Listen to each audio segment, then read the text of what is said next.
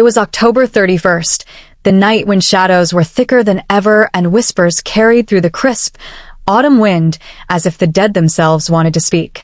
Halloween had always been a time for costumes, candy, and harmless scares, but for the small town of Grayfield, this year's Halloween was different. The town had a legend. One parents often told their children to keep them indoors after sunset. The legend of the Hollow Man, a faceless entity who rose from the grave once every 100 years on Halloween night to collect souls. Most people laughed it off as nothing more than folklore, yet in the back of their minds, they always locked their doors a little tighter and kept their children close. Among them was a young woman named Clara Mitchell, 23 years old, confident but curious, who had just returned to Grayfield after years away in the city. Clara had never been one to believe in ghost stories, but her fascination with horror had always pushed her toward the strange, the eerie, and the forbidden.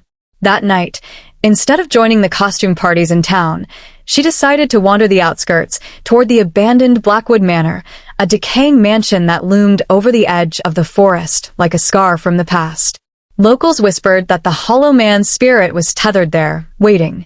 The moon hung low, casting silver across the gnarled branches, and Clara's boots crunched against fallen leaves as she approached the manor gates. The wrought iron was rusted, twisted, almost skeletal in its shape, and as she pushed it open, the sound echoed through the empty grounds like a warning. She stepped forward, clutching her flashlight, her breath visible in the sudden chill that swept over her. "Just stories," she whispered to herself, but deep down her heartbeat quickened, her instincts clawing at her to turn back. The windows of the manor were shattered black eyes, and its door, half broken, leaned against the frame like it too wanted to escape. Inside, dust clung to every surface, and the smell of mildew and decay mixed with something faintly metallic, like blood dried centuries ago. The wallpaper peeled in strips, and the silence was so heavy it pressed against Clara's ears. She aimed her light across the grand hallway, and there it was, scratches on the wall, deep, uneven, almost claw-like. Some of them formed words, jagged and shaky. "He rises." Clara's lips went dry. Her phone buzzed in her pocket, breaking the silence. A text from her best friend Anna. "Hey, where are you? Don't wander off tonight. People are saying weird stuff is happening in town." Clara smirked nervously and typed back. "Just exploring. I'll be fine." But when she hit send, there was no signal, only the frozen screen of her phone mocking her. Shoving it back in her pocket, she continued deeper inside. The deeper she went, the colder it became, and her flashlight flickered, revealing glimpses of movement that vanished before she could focus. Then, from upstairs, she heard it footsteps. Heavy, deliberate dragging. Clara froze. She wasn't alone. She called out, "Hello? Is anyone here?" No reply, only the sound of something scraping against the floor above her. Gathering what courage she had, Clara climbed the stairs. Each step groaned under her weight, as if the house was alive and hated her presence. At the top, the hallway stretched endlessly, lined with broken doors and tattered curtains swaying though no breeze came. Her light caught something at the end, a tall figure, faceless, head tilted unnaturally to the side, watching her without eyes. Clara gasped, stumbling back, but when she blinked, the figure was gone. Her pulse thundered in her ears as she moved closer, half drawn, half repelled. The door at the end creaked open, and inside, she found what looked like an old children's bedroom. Dolls with cracked faces stared from the shelves, their glass eyes missing or scratched out. In the center was a small wooden box, carved with symbols that hurt her head to look at. Compelled by something she couldn't explain, Clara crouched and reached for it. The moment her fingers touched the box, a scream erupted, not from her, but from the very walls of the house. The floor shook, dust rained down, and the dolls' heads all turned toward her. She stumbled back, clutching the box to her chest, her flashlight spinning across the room until it landed on the mirror in the corner. What she saw wasn't her reflection, it was herself, but with no face. The Hollow Man. Clara dropped the flashlight, trembling, as the figure in the mirror stepped forward, pressing against the glass until cracks spread like a spider's web. A hand, pale and stretched, broke through, reaching for her. Clara ran.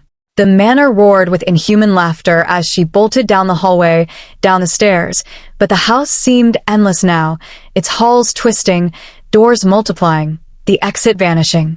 Behind her, she heard the dragging steps again, closer, louder.